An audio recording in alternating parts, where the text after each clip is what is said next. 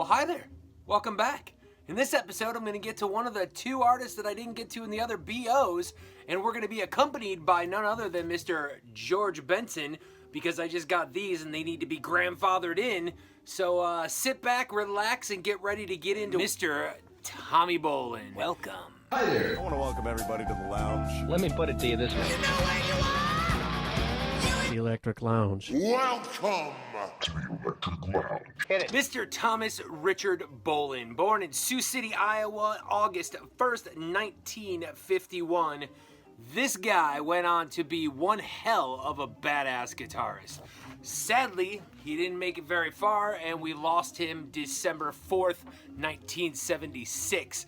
But in the short period of time that he was actually recording from 69 to 76, he got a hell of a lot of things accomplished. We're going to touch upon all of them in this episode. So despite the fact that Tommy Bolin only did actually 2 solo albums, official solo albums, I decided to put in all of his stuff that he did throughout his short-lived career as a guitarist. And he was a really badass guitarist. Very innovative. He was one of the first to use the Echoplex pedal, and he's got a very distinct sound. Really great, and I can't imagine what he would have actually gotten into had he survived. But unfortunately, he died of a tragic drug overdose in late 1976, December 4th, as I said. That he was in Florida at that time. He was opening for Jeff Beck, and I'm pretty sure that not only should have somebody been watching him, but there was crazy stuff going on with the record deal and everything else, and I kind of think it was a setup, and it was like involuntary manslaughter. I think somebody, I don't want to say necessarily murdered him, but I think somebody slipped him the things that caused his death, and it was not just an accidental overdose as it was ruled.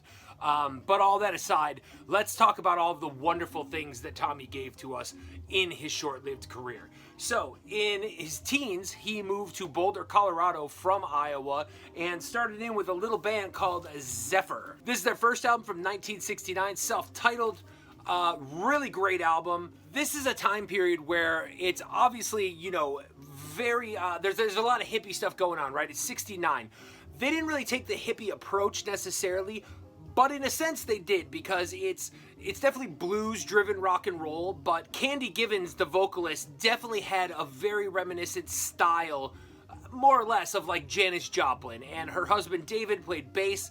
A couple other cats in and out. They went through a few drummers, but Tommy was the main guitarist, and his solos were already absolutely noticeable at this point, and he was only a teenager, you know what I mean? Like, I think when he recorded this particular album, I want to say he was around 17, 18 years old. Then after they finished the first album, they did a second one called Going Back to Colorado. Once again, basically the same lineup. Like I said, the other guitarist and the drummer, I think they kind of came and went, but you've got Tommy, you've got David, and you've got Candy. What a great band. Zephyr was a really fun jam band. Maybe, like I said, not as many hippie elements to it, but certainly jamming out, where when they would play live, such as this particular album, they would definitely do a lot more improvisation, and Tommy would just solo his little ass off. And like I said, he was already such a great guitarist at this age. When Zephyr broke up, or more specifically, when Tommy left Zephyr, he was only 20 years old. That was 1972. So Zephyr went on and did a third album. I do not actually have that album, and I've never even heard that album, because without Tommy, I have very little interest in bothering to get into it. If I had to guess, it's probably a pretty decent album, because the band itself was pretty good, and like I said, Candy had a really great vocal style. Really powerful band. Wish they would have stayed together, but Tommy kind of was like, they kind of pushed him out, and he went his own way and started another band called Energy. Now, Energy never really got off the ground. He put it together, they did a bunch of recordings, and unfortunately, none of these recordings were released till far after Tommy had passed away. You can find a bunch of it on bootlegs and whatnot. They've come out with some stuff, like this is one of them. There's another one coming out on Record Store Day this coming year. This stuff is very cool. It's kind of a little more soulful, a little bit more, I don't want to say R&B necessarily, but there's definitely more soul with it, and there's a lot more jazz fusion type stuff going on. Now, at this point in his career, Tommy had just been a guitarist, a writer as well as a guitarist, but he never sang. Maybe a little bit of backup vocals here and there, but the guy that sang for Energy, Jeff Cook, had more of a soulful voice than... definitely a little smoother and a little more well-refined, say, than at least Candy did when we were talking about the Zephyr Days. Speaking of the Zephyr Days, the drummer Bobby that was on the Back to Colorado album joined Tommy for this Energy stuff, and there's actually a story about one of the times in Boulder after he had put together Energy when Zephyr was playing across town and Energy was playing on the other side of town, and there was about 10 people that showed up to the Energy gig, which was probably spectacular, and the Zephyr gig was sold out. So Energy ended up being fairly short-lived. They only were around for about a year, and then Tommy ended up taking a break from music for a short period of time. During that short period of time, he wrote 100-some songs and was ready to go on and really start his next path in his career. And that led him to the doorstep of a little band called the James Gang. So apparently, Joe Walsh had already left the band and had been replaced by somebody else, which the name escapes me off the top of my head, but I will definitely put it right here. Then Joe Walsh himself said, hey, you should really check out this cat Tommy Bolin because he is really good and he would be a great replacement. So therefore, Tommy joined the band. Now, they had already been in the studio recording some of this album, so they also had the cover done. So on the cover, if you look, the picture of Tommy himself, that's not actually Tommy's body. That is the guitarist that was before him that they superimposed Tommy's face onto so that they could release the album without doing the shoot once again. So between the two albums they did, first he did this one, and then later, which we'll get to, they did a second album, this one calling Bang. Of all of the albums that they did with Tommy Bolin, which there's only two, but out of all the songs they did, all but one were co-written by Tommy, some of which were strictly Tommy songs, like this first track on this album, Standing in the Rain, which I would play right here, but here's a link. Another one of my favorites on this particular album would be a song called Alexis. Now, this is in 1973. So, during this same time period, Tommy records this and then turns around and records this, which is Billy Cobham's Spectrum. Now, Billy Cobham is a drummer that you may know from the wonderful group Mahavishnu Orchestra. Another one of those members from that particular group, Jan Hammer, which you may recognize that name because he did the theme song for Miami Vice many years later. But before he cheesed out, he was a really damn good keyboard player. And this album is straight jazz fusion, and it is just a spectacular album. The musicianship on here is absolutely incredible. Billy does some drum solo stuff, but there's so many intricate parts between the guitar and the keyboards where you kind of don't even know who is who at times. It'll be in the middle of a guitar solo and you'll be like, wow, this is smoking. And by the time you're even thinking how great the guitar solo is, it's a keyboard solo. But you can't hear where it kind of changes and goes from. It's that well done. And it's just, as far as jazz fusion is concerned, they don't get much better than this album. It's funky, it's groovy, and it is musically quite complex and just really cool. And Billy went after Tommy and said, hey man, I need you to do this, after kind of coming in contact with him through other musicians. And Tommy was more than obliged to put his guitar work upon it, and I am so very glad that he did. Then he went back into the studio with the James Gang and came out with the James Gang Miami album. Now, once again, Tommy co-wrote every single song on here, or at least had some sort of part on it. And there was only one track, as I said, that he never did have a part of throughout his career with James Gang, and that was on the Bang album. This is another good album. Not as good as the Bang album, but still equally pretty good. Now, in my personal opinion, I am a much bigger fan of the Joe Walsh days of the James Gang, but that's not to take away from some of the absolutely incredible songs that were written during this time period, especially because it has the wonderful guitar work of Mr. Tommy Bolin. Once you start hearing some of the stuff that he's done and his style, I think you'll understand why he was such an incredible guitarist and so innovative.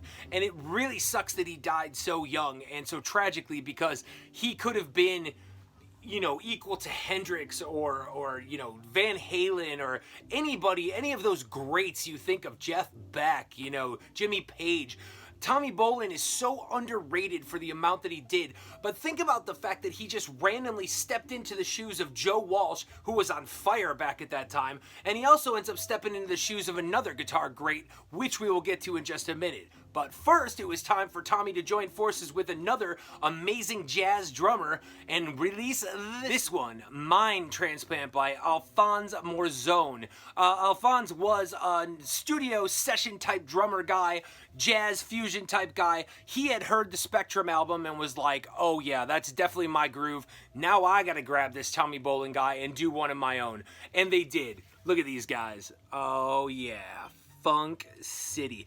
Once again, funky, groovy, really jazz fusion type, mixing the boundaries between jazz and rock and roll. And Alphonse, another really great drummer, and Tommy just adds so much to this album. Alphonse went on to play with the likes of Herbie Hancock and whatnot, but this is another one of those albums where you hear the tracks, and I don't know how many between Spectrum and or Mind Transplant Tommy necessarily wrote, but his influence is all over them. I mean, it's just saturated with Tommy Bolin, and in the best possible way. Once he finished recording this album, then he decided it was time to do something a little different. And that was a Canadian band named Moxie. Now, these guys are a little bit more glam rock-ish, I guess. Rock and roll based, but a little more flashy and whatnot. Tommy only adds a couple guitar solos to this, but he really didn't have anything to do with anything else as far as the band. He's strictly a hired gun on this one, but that doesn't mean it's not equally as special, because he definitely does some really great rocking out on this particular album. So he does all the guitar solos on here, all the main guitar solos. I mean, obviously there's some smaller stuff that the actual guitarist, which I don't know the name of, I'm not really that familiar with the actual people in this band. It's a pretty good band and I like the album, but the only reason that I'm really into it is, yeah, you guessed it, because Tommy. And they knew that he was something special, so they were like, you know what can we do to make our album just that much better? How about we get one of the greatest guitarists that's cruising around right now on the scene as well as in the studio helping out all these different people, and we'll just make ours that much better for it. And being Canadian, it gave him more of an edge towards getting into the American market. But speaking of the American market, Tommy didn't stick around the American market very much longer for that period of time either, because he ended up getting once again hired into another band that had lost their guitarist, as I mentioned earlier. This band is a tad bit bigger than the whole James Gang thing, and the guitarist, probably a little more well-known and much better guitarist. Not to take anything away from Joe Walsh, but I'm talking about the great Ritchie Blackmore, and therefore, Deep Purple. The very last album of Deep Purple before they broke up, and then they eventually got back together for the Perfect Strangers album years later. So at this point in Deep Purple's career, they were already kind of in transition because of the fact that they had lost Ian Gillan, they had lost Roger Glover, and they had incorporated in Glenn Hughes and David Coverdale for the Burn and Stormbringer albums, both of which were great albums. But then Ritchie Blackmore was kind of like, this is going the wrong way, or at least he wasn't happy enough and wanted to do something else. That's something else being Rainbow, of course. And so they decided to go on with that lineup, but they needed a new guitarist. And who did they get for it? Yup, Tommy Bolin. This is another really interesting album. You can tell that it's still Deep Purple and it's still going in the direction of Stormbringer and Burn as far as the Hughes and Coverdale, back and forth vocally. But they also added in Tommy and let Tommy sing a song, and guitar-wise, it is nonetheless incredible than all of the things that that Ritchie Blackmore had done up until that point. There's a nice picture of all of them hanging out and whatnot. This is really a great album. One of the unsung great Deep Purple albums that a lot of people kind of leave off the list when they're thinking about it, because of course everybody's going to gravitate towards the most popular Deep Purple songs, but this album has really got some hidden gems on it, such as Getting Tired and Ode to G, which were both Tommy Bolin tracks. And out of the 10 songs on here, Tommy Bolin co-wrote at least 8 of them, so it is very prominent and very important in Tommy's career. But Tommy, not to be outdone, was also during this time doing his own thing and finally decided that it was time to try to release an album on his own. That album being the wonderful Teaser album. This album is absolute classic and should be in every guitar-loving, groove-loving, rock and roll motherfuckers collection, period. Sorry for the profanity. As you can tell, I'm a huge Tommy Bolin fan, and this album is just absolutely an incredible album, really truly showing Tommy's talents. And at this point, it's not just showing off his guitar work and his ability to write wonderful songs. We hear him sing, and he really has a great voice. He didn't really want to be the singer, and that's the thing. He had other people in mind, but after things fell through, he said, all right, forget it. I'll just do it myself, and I'm glad he did. Some of my favorite tracks on this album would include Dreamer, the title track Teaser, and Wild Dogs, which is probably my favorite Tommy Bolin track. Also, some really killer instrumentals on here, such as Homeward Strut and Marching Powder, both awesome tracks. Nothing on this album will let you down. Every song on here is just purely bliss. I could listen to this album forever. And seeing as he had just released this, or was in the process of releasing this when they came out with the Come Taste the Band album, while they were on tour, they allowed Tommy to do a couple of his songs here and there, one of which was Wild Dogs, and there's a couple really cool live versions with Deep Purple of him doing that.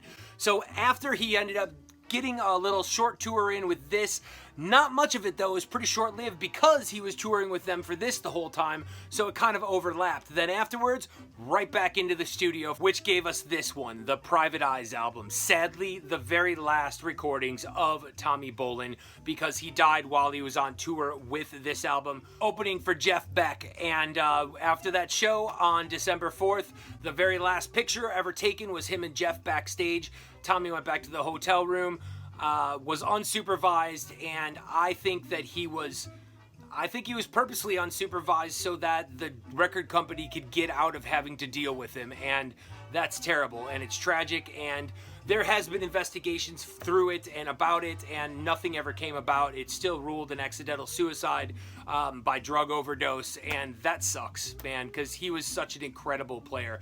Couple of my favorite tracks on this particular album would be Post Toasty, and I really love the track Shake the Devil, but this is another great album. Is it as good as Teaser? In my opinion, I don't think it is, but it is nonetheless wonderful to get into and to really just get the groove. As I said, Tommy just had so much talent. He was just a raw talent, guitar-wise, vocally, writer, and he was just an all-around great guy, and it really sucks that somebody so talented was taken so young because of drugs. So there's been a lot of things that have been released post Tommy's death, many different things. Johnny Bolin, his little brother, who actually played with Black Oak, Arkansas, and did some recording with Tommy as well, has gone out of his way to keep Tommy's legacy alive and has released everything and anything he could get his hands on. So you've got a lot of stuff out there. There's an entire thing of all the Teaser outtakes from the studio. There's stuff from the Private Eyes stuff. There's outtakes of everything. There's some live shows. This is stuff from a little bit of every part of his career. This one also, Come Taste the Man. There's another Energy album coming out, like I said, but unfortunately, according to what I've heard, most of the things that Tommy has done that were unavailable up until now it's basically depleted all of his works. So we've come to the end of the road with the great Tommy Bolin. That's not to say that Tommy will be forgotten, because Johnny has come up with this thing called Bolin Fest. Every year in Iowa, people gather to tribute his life and music, old friends, old band members, and it's a party, it's a jam. They do a bunch of that, and they all hang out, and I really look forward to trying to make it to that as soon as I can. One of my boys, Kurt, went a couple years ago, and he said it was absolutely amazing. Got me this cool button, and hopefully it's only a matter of time before I can get down there, shake hands with Johnny, and tell him how great his brother was, and live some of the legend that was Tommy Bolin. I have actually seen Glenn Hughes a couple times, and every time he plays, he does a plethora of tracks that were either Deep Purple and or just Tommy Bolin tracks that he pulls out, because he too still wants to, spread the news of Tommy Bolin and how great he was. Another thing is, on the end of the song Dreamer, you can hear a high register voice at the very end of the song. That is Glenn Hughes when they were all getting crazy and recording, and Tommy said, hey, why don't you take a verse, and he did, and it just works perfectly with the song. in an ending. And that brings us to the ending of this particular episode of the Electric Lounge. Next time, it's the other guy from the BOs that we didn't get to. You definitely know who he is. And that one's going to be a long one because I got a nice thick stack of his stuff. So, thanks so much for watching. I appreciate it. Like, subscribe, and share with all your friends. I'm Scott Oz, you're you. This is the Electric Lounge, and I'm out. Peace.